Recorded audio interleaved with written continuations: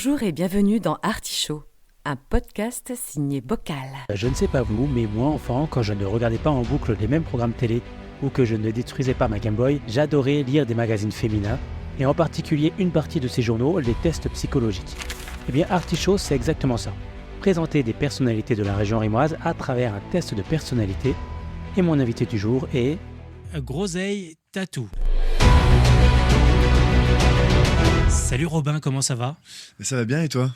Ça va très bien, merci, heureux d'être là, de te recevoir. Je te laisse te présenter brièvement. Bien sûr, ça me fait très plaisir aussi d'être avec vous.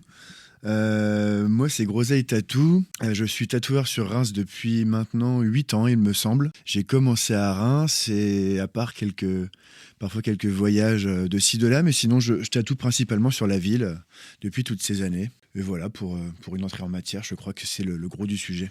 Un peu à Reims, un peu à Montpellier, les tatouages aussi ? C'est vrai, voilà, oui, un peu à Montpellier parfois. J'ai un peu réduit ces derniers temps, mais sinon j'y allais en général une fois par trimestre. Et puis parfois ailleurs, ça dépendait si j'avais des potes de ci, de là, mais c'est vraiment Montpellier de temps en temps. Oui.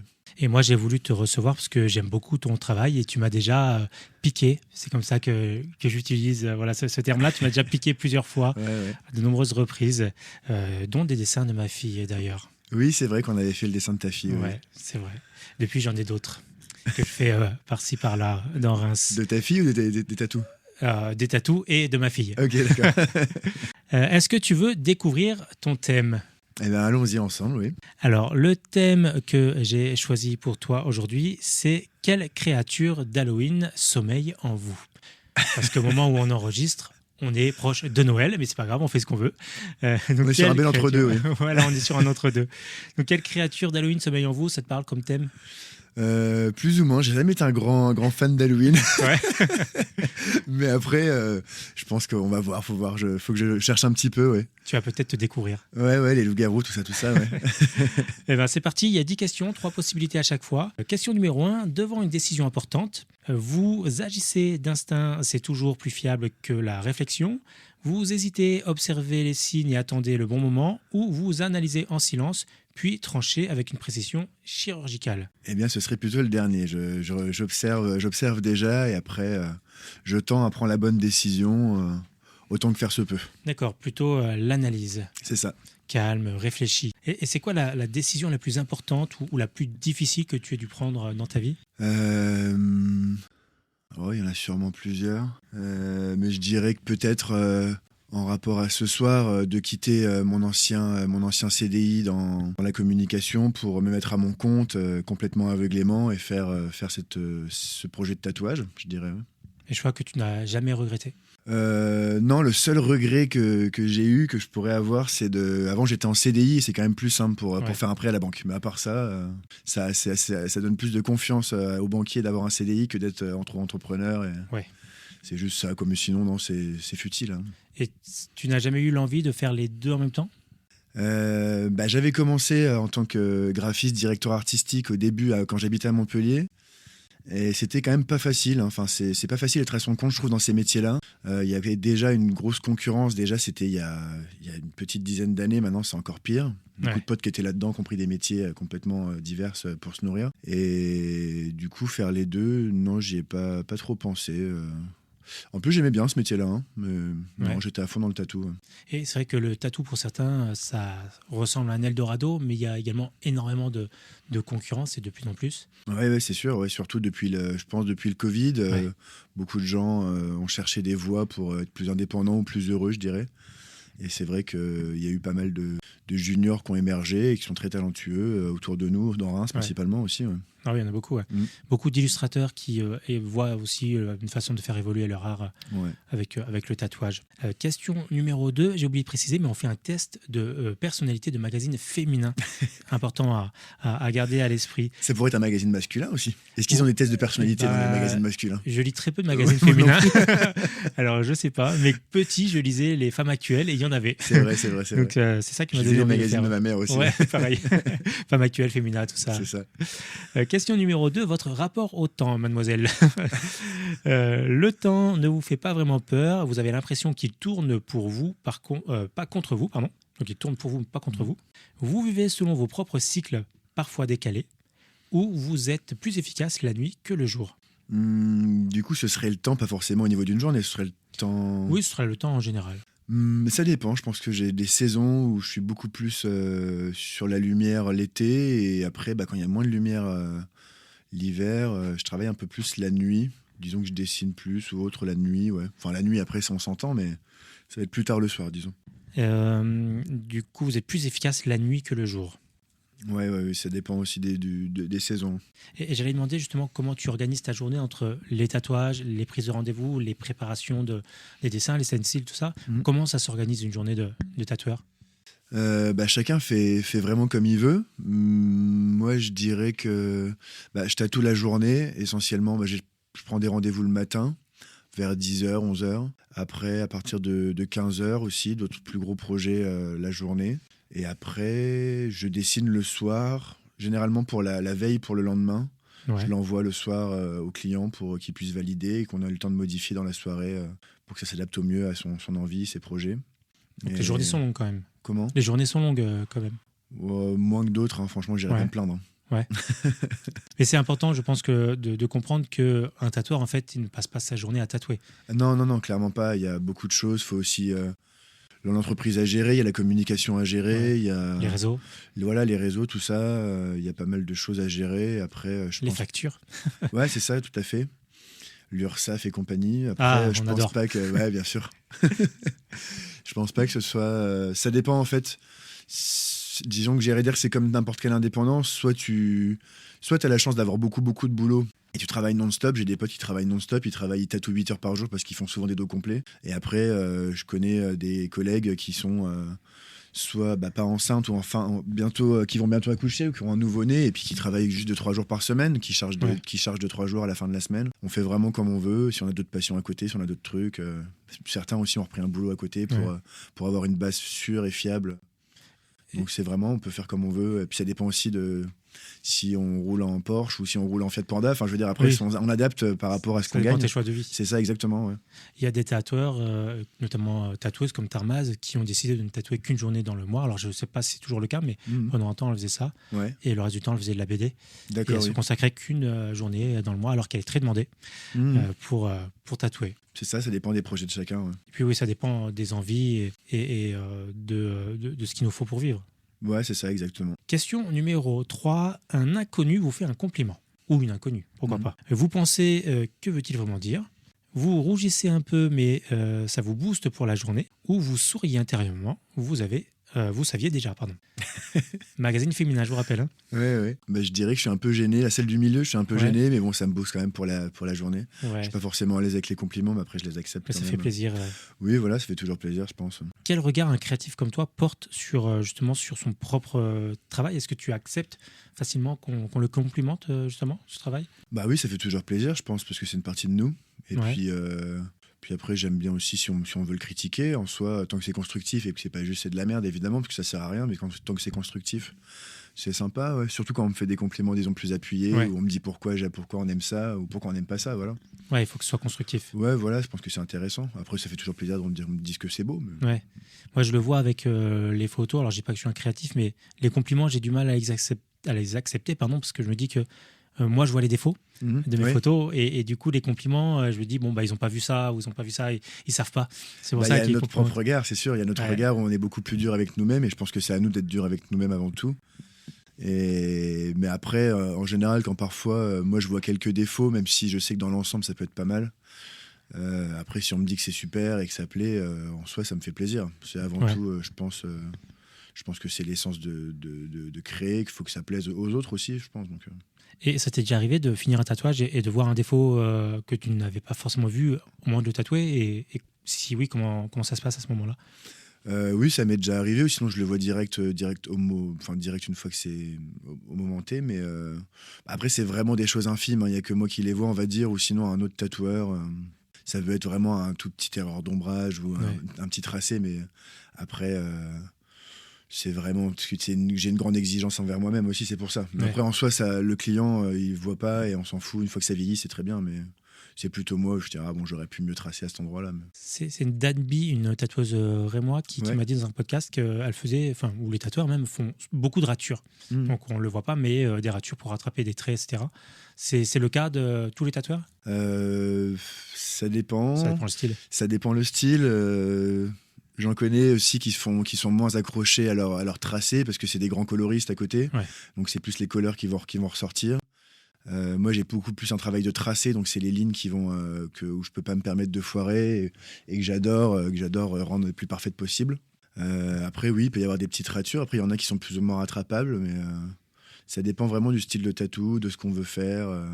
Puis après, il ne faut pas forcément être trop exigeant. Si on a un endroit qui est par exemple très peu inaccessible, si tu fais un coup, c'est beaucoup plus difficile de faire un trait droit dans un coup que sur un avant-bras. Ouais, ou un trait qui paraît droit, et puis une fois que tu lâches la peau, ouais, ça ne l'est plus. Question numéro 4. Dans un groupe, vous êtes souvent celle ou celui qui crée la connexion entre les gens, celle ou celui qu'on écoute un peu plus que les autres sans savoir pourquoi, ou celle ou celui qui met l'ambiance sans même y penser. Je dirais celui qui met l'ambiance sans même y penser. L'ambianceur. Ouais, l'ambianceur, ouais. Ça dépend de mon mood et de mon alcoolémie, je dirais. Ouais, ça varie en fonction de la soirée. Ouais, ça peut, un peu. et généralement, dans la vie, toi, tu es plutôt grande bande de potes ou des potes par-ci par-là qui ne se connaissent pas forcément, ne se mélangent pas? Petite bande de potes, mais après, j'ai d'autres potes dans d'autres groupes aussi, ailleurs. Ouais. Mais disons que j'ai un noyau dur, j'ai quelques potes en noyau dur, ouais, sur qui on peut compter tout le temps. Les vrais. Les vrais, c'est ça, ouais. Question numéro 5. Votre manière de vous protéger quand ça va moins bien. A. Vous vous repliez dans vos rituels confortables. C. Vous vous entourez d'un calme dense et assumé, presque majestueux. Magazine féminin. Et dernière possibilité, vous allez marcher, courir, bouger. Il faut que ça sorte. Ça dépend. J'ai plutôt tendance à rester casanier dans ces moments-là, mais en même temps, j'aime bien aussi faire du sport et je sais que ça m'aide. Ça dépend un petit peu. Je peux être un peu casanier au début, disons, dans les périodes de blue mood. Et puis après, au bout d'un moment, je sais qu'il faut quand même que j'en sorte et il faut que je retourne au sport et que je reprenne les bonnes habitudes. Comme l'escalade. Et comme l'escalade, par exemple. Je suis renseigné. Et là, dans les propositions, il y avait les rituels confortables. Est-ce que toi, tu as un doudou, entre guillemets, d'adulte? Pas forcément une peluche, mais quelque chose qui te réconforte? Bah oui, j'ai mon chat. Ton chat, ça peut être un doudou, mais c'est presque une peluche. C'est mon gros doudou, ouais. et comment on se relève aussi d'un échec? Est-ce que tu as des tips? Est-ce que tu as des conseils, peut-être? Se relever d'un échec... je dirais déjà oui. Moi, personnellement, je me retourne sur moi-même pour analyser ce que je ressens, essayer de voir ce qui aurait pu être amélioré ou non, parce que parfois, on a des échecs, mais en même temps, si on ne pouvait rien y faire que ce soit un échec, en soi, ça ne sert à rien de s'en vouloir. C'est vrai. Et puis après, essayer de reprendre... ça dépend comment ça nous affecte, mais après, essayer de reprendre goût à la vie petit à petit, et puis de revenir un peu plus fort, dirais-je. Sage conseil. Je le note. Je garderai l'enregistrement. Je le réécouterai tous les soirs en me couchant. Question numéro 6. Votre rapport à la solitude. Vous l'appréciez, elle vous recharge. Vous l'acceptez, mais pas trop longtemps. Ou vous en avez fait une alliée naturelle, presque une force. Je dirais que c'est quelque chose que j'aime beaucoup, mais après, pas forcément trop longtemps. Disons que je peux pas rester 3 semaines tout seul, quoi. Au bout d'un moment, je vais m'ennuyer un petit peu. Il faut renouer avec la civilisation. C'est ça, je peux rester 2 semaines, 1 semaine, 10 jours, mais après, au bout d'un moment, il faut quand même que j'aille voir les potes ou que je sorte un peu dehors, ouais, c'est sûr. Après, la solitude, je trouve ça quand même pas mal. Hein. C'est surtout bien de savoir l'accepter et de s'accepter soi-même et sa propre présence, quoi. J'allais justement te demander si tu prenais parfois le temps de t'ennuyer. Ouais, carrément, ouais. J'aime bien m'ennuyer. C'est une discussion qu'on a eue dans un autre podcast avec Pierre-Arsène Maurice, qui est un illustrateur, qui n'est pas sur Ins, mais que j'ai reçu dans le cadre du Gabarit Fest, et qui faisait le constat qu'on ne s'ennuyait plus assez. Ouais, c'est vrai, on s'ennuie plus assez, mais je pense qu'après, c'est les rythmes d'aujourd'hui. Je pense que c'est vrai qu'il y a beaucoup de gens qui travaillent toute la semaine. Après, le week-end, ils font leurs activités, ils vont au bar ou autre. Donc, en fait, ils sont jamais vraiment tout seuls. Et d'ailleurs, je pense que l'ennui apporte aussi... la possibilité de pouvoir réfléchir. Et je pense que tout le monde, le monde actuel, on voit comment il bouge en Europe et en France sur les prochaines élections et tout ça. Je pense que les gens sont juste nourris par les médias, les radios, tout ce qu'on peut voir et les réseaux sociaux. Et ils n'ont plus vraiment le temps de réfléchir par eux-mêmes et de prendre le temps de réfléchir et ce qui peut amener à des divergences et autres et autres problèmes qu'on verra et qu'on voit déjà. Mais les gens ne prennent plus le temps, je pense, d'avoir du temps pour eux. Alors après, est-ce qu'on leur retire? Est-ce qu'ils n'ont vraiment pas de temps? C'est vrai qu'après, je pense que si t'es en 35-40 heures avec des enfants et tout ça, t'as jamais trop de temps. Ouais, c'est sûr aussi, ça dépend des gens. Mais... Et puis après, si t'as un asso à côté... Ouais, par exemple, c'est ça, c'est sûr. Mais quand on a 5 minutes, aujourd'hui, on prend facilement le téléphone aussi, plutôt que de se perdre dans ses pensées. Et c'est plus facile que d'aller scroller. C'est des temps où on pourrait et on devrait s'ennuyer. Bah ouais, je pense, oui, c'est sûr. Même le fait de méditer, pas forcément méditer au sens propre, puisque sans forcément retirer toutes les pensées, mais le fait de marcher, de réfléchir un peu au monde qui nous entoure ou à soi. Moi, j'essaye de remplacer le téléphone par de la lecture depuis quelques semaines, moi. Ouais. Et je trouve que c'est pas mal. Ouais. Puis c'est aussi une gymnastique à réapprendre à se concentrer aussi. Ouais. Parce qu'on est vachement déconcentré, on a du mal à se concentrer sur une tâche plus de 15 minutes à force de scroller et d'être tout le temps attiré à droite à gauche. Je pense que la lecture, c'est aussi un bon point pour ça. C'est aussi une gymnastique, une plastique cérébrale. On est sursollicité. Ouais, clairement. Question numéro 7. Vous tombez sur un secret qui ne vous concerne pas. Test de personnalité de magazine féminin. Vous l'utilisez avec élégance pour protéger, pas pour nuire. Vous préférez ne rien savoir, ça complique tout. Ou vous le gardez, évidemment. Non, mais je le garde. Après, c'est très personnel, donc je le garde et puis j'en fais rien.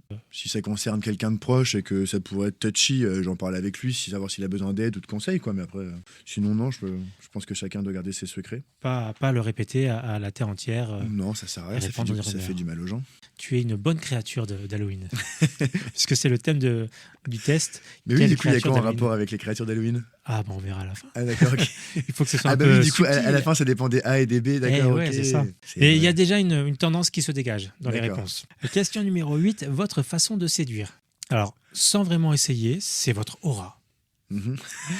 En étant vous-même spontanément ou par une intensité tranquille, presque hypnotique. Moi, je trouve que les trois, ça ressemble un peu. C'est pas faux. Mais il faut faire un choix.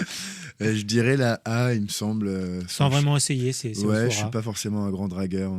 Ah bah, j'allais te demander justement si tu es ou as été, alors pas forcément dragueur, mais séducteur. Eh bien non, je pense pas.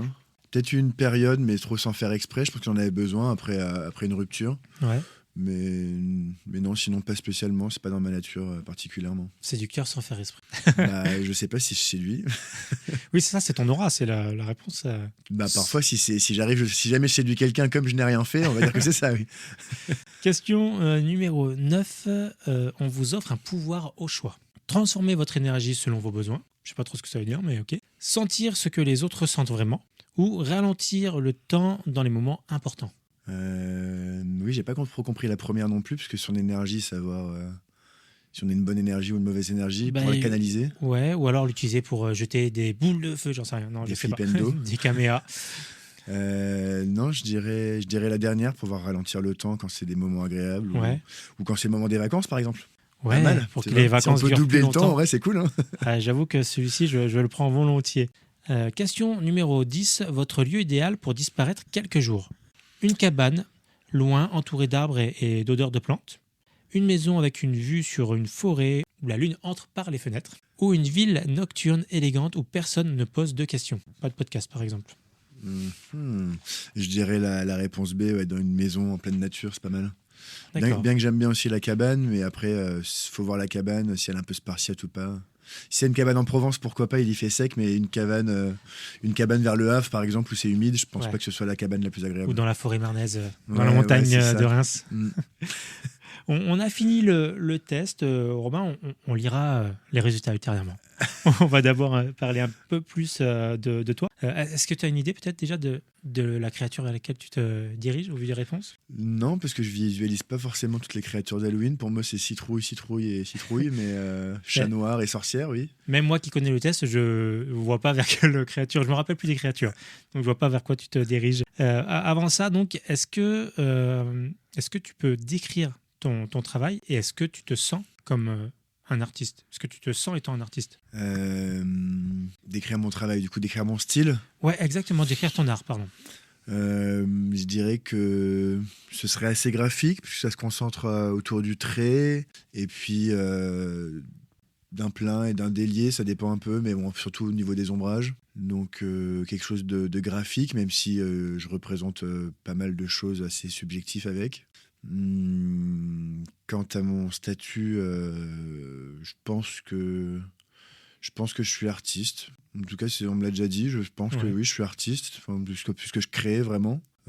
Tous les projets ne demandent pas autant de créativité, mais disons que même en dehors de mon travail, j'ai toujours aimé créer. Depuis petit, je prenais des photos, après je graffais des murs. Donc je pense que j'ai toujours aimé créer, et puis voir des jolies choses autour de moi. Donc, Même dans ton ancien métier, dans la communication. Ouais, voilà, oui, j'ai toujours fait des trucs un peu créatifs, et j'étais content d'avoir trouvé cette voie-là, parce qu'après le lycée, je savais pas quoi faire. Donc c'est vrai que graphiste, au début, je voulais un peu changer le monde et retirer toutes les publicités moches pour en faire des belles. Ouais. Mais ouais, c'est vrai que je tends vers le beau, je dirais. Donc j'aime bien créer, ouais. Et pour le style, on peut dire que tu fais principalement du noir et gris ? Ouais, principalement. Un peu de couleur si on m'en demande, mais sinon, je fais pas beaucoup de couleurs, c'est vrai. Plutôt beaucoup. fat line ? Fat line, c'est ça, ouais. Après, très fin aussi, j'aime bien. Hein. J'aime bien tout ce qui est ornemental aussi. Ouais. Ornemental un peu thaïlandais ou indien. Il y a aussi bien des petites pièces que des cuisses entières. Ouais. T'as pas de préférence ? Je préfère les grosses pièces. Je trouve que ça vieillit mieux dans le temps. Ouais. Je trouve que ça a un impact plus grand. Je pense que c'est des pièces de caractère. Vaut mieux une ou deux grosses pièces que peut-être cette mode actuelle de faire des mini tatous qui, en soi, dans 10 ans, vieilliront mal. Désolé, mais... Oui, c'est ce que je fais. C'est... Non, elles sont pas mini, elles sont pas si petites que ça. Ouais. Donc, tu sais, il y avait vraiment la mode des 2-3 cm. Faut voir dans 10 ans, quoi. Bon, après, l'avantage, c'est qu'avec 2-3 cm, ça se recouvre bien. Donc, bon, Oui, c'est vrai. vaut mieux ça que... Un petit blast over et puis... Ouais, voilà, carrément. Comment enfin, c'est quoi ton processus créatif ? Un client te demande j'ai une idée de tatouage, je voudrais faire ça. Voilà, comment tu fais pour créer le dessin à partir de... Enfin, quelles sont les étapes ? Je pense que je vais traîner déjà un peu sur les réseaux pour chercher des inspirations, voir un peu ce qui se fait à côté. Par exemple, partons d'un phénix, hein, même si c'est un peu cliché, mais je vais voir un peu surtout qu'en plus les phénix, ça m'a jamais trop inspiré. Mais tu vois, je vais voir un peu ce que les autres ont pu faire. C'est mon premier tatouage, un phénix. C'est vrai, c'est vrai. Tu renais donc de tes cendres. Oui, exactement. J'étais jeune.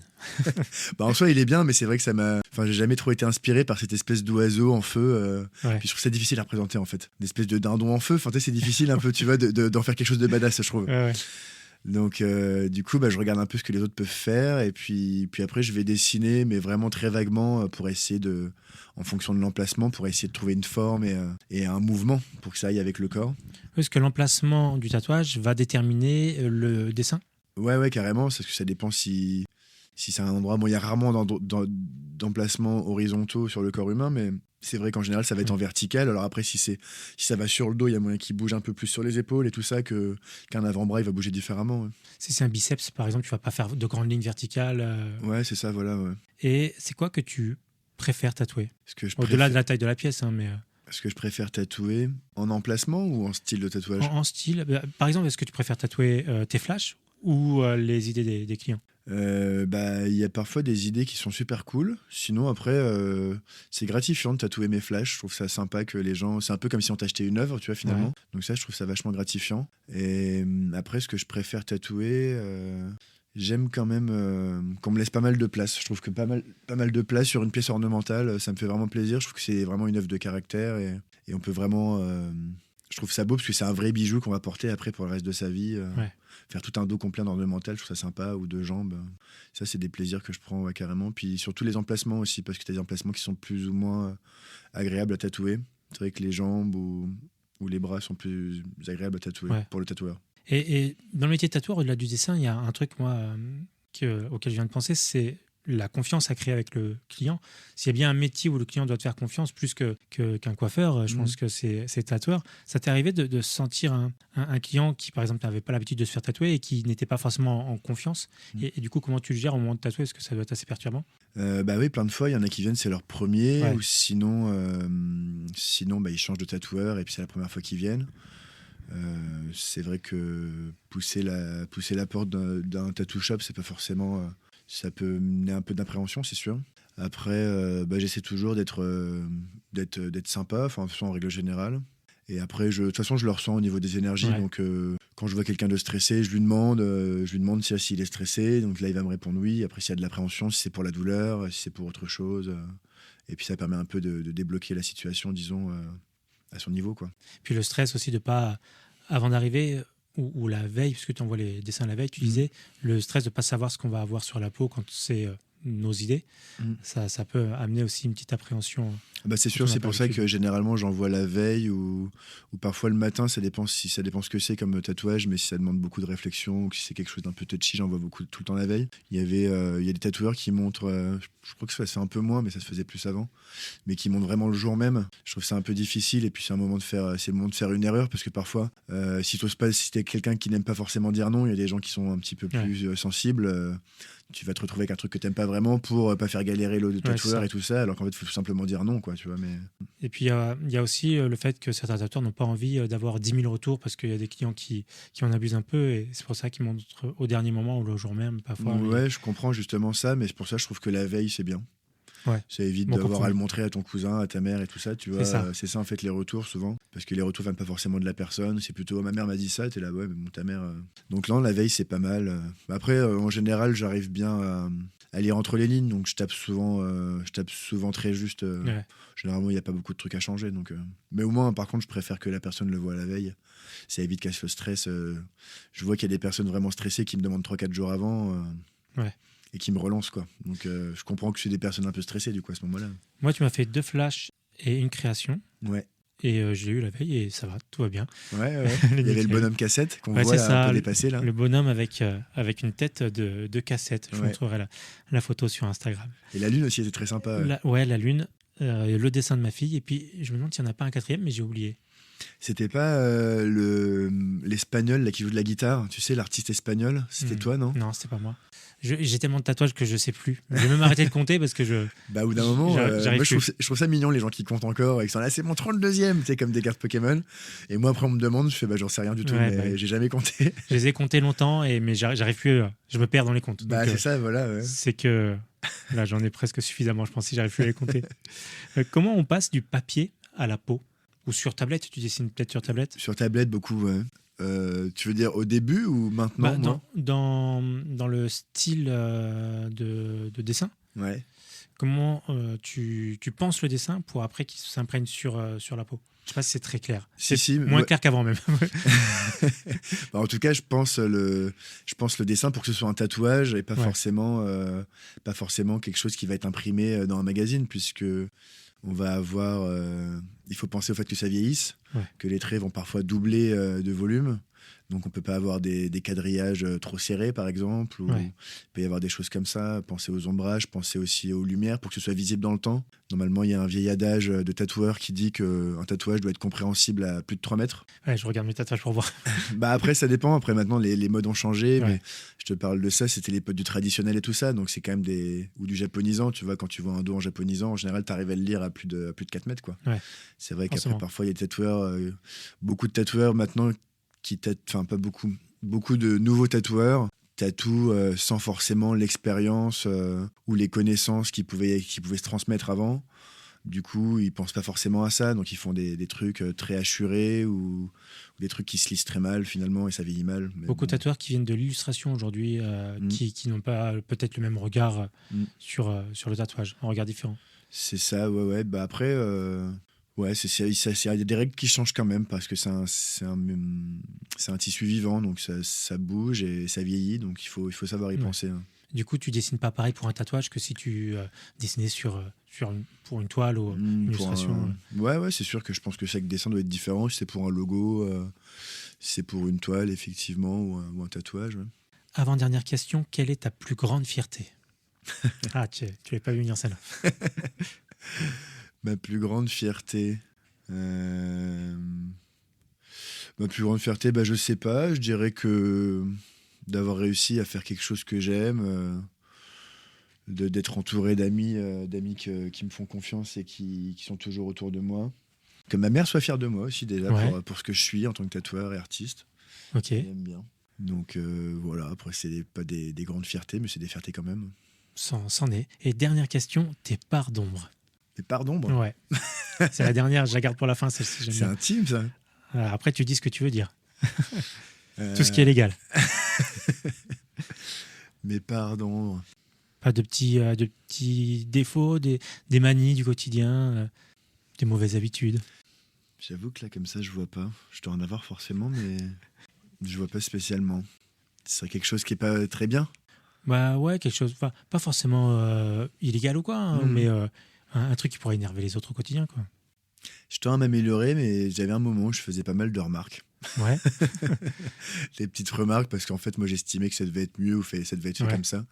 Mais du coup, il faut laisser les gens faire ce qu'ils ont envie de faire. Puis de toute façon, quand on t'a pas demandé ton avis, en fait, dans tous les cas, les gens Ne n'écouteront l'écoutent pas. pas. Ouais. Donc ça sert à rien. Faut que les gens fassent leurs propres erreurs. Exactement. Comme ça, Tiens, ils apprennent par eux-mêmes. Ouais, exactement. Je te laisse lire le résultat. Donc, majorité de B. Ah, ça, c'est bien, ça. Je suis le loup-garou. Ah, Le cœur avant tout. L'instinct comme boussole. Vous vibrez, vous bougez, vous ressentez très fort. Vous êtes la force vitale du groupe, celle ou celui qui libère, encourage, souffle l'énergie. magazine féminin. Votre pouvoir, le courage brut, authentique et contagieux. C'est pas mal le loup-garou. Ça te va le loup-garou? Ouais, je préfère à la sorcière. Ah, pourquoi pas? Ou le sorcier, ouais. C'est vrai que je m'y voyais moins. Tu te voyais plus en sorcière, visiblement. Non, je me voyais mieux en loup-garou, ouais, c'est pas mal. Ouais. Après, il y avait le vampire aussi, mais le vampire, il vampirise. Ouais, C'est pas terrible. c'est ça. Il est plus solitaire aussi. Mm. Loup-garou. Parfait. Ben, écoute, on va garder ce résultat. Je ne tombe jamais très loin de la vérité. Qu'est-ce qu'on peut te souhaiter pour la suite? Qu'est-ce qu'on peut me souhaiter? Encore plein d'encre, Ouais. plein de clients trop cool, la santé et puis quelques beaux voyages. Ce serait franchement bien, hein, tout ça. Quelques beaux voyages et la santé et beaucoup de tatouages. Mm. Parfait. Merci Robin. Groseille tatouille. Tatouille. Tatouille? Je vais la refaire. Non, elle est bien comme ça, ouais. Ouais, bah allez, on la Groseille garde. tatouille, je vais tout changer sur Insta. Sur Groseille Insta, tatouille ce sera maintenant. gros day tatouille. Allez. Merci d'avoir accepté mon invitation et à bientôt. Avec plaisir, je te remercie aussi. Merci d'avoir écouté Bocal et à bientôt pour de nouveaux podcasts. En attendant, vous pouvez nous suivre sur Instagram, Bocal Reims avec un K, et retrouver l'agenda culturel local sur bocalreims.fr. N'hésitez pas à liker, à vous abonner, à nous donner du love. Soutenir Bocal, c'est soutenir la culture locale. Et n'oubliez pas, Reims donne à ceux qui le veulent bien. C'était Bocal. Bocal.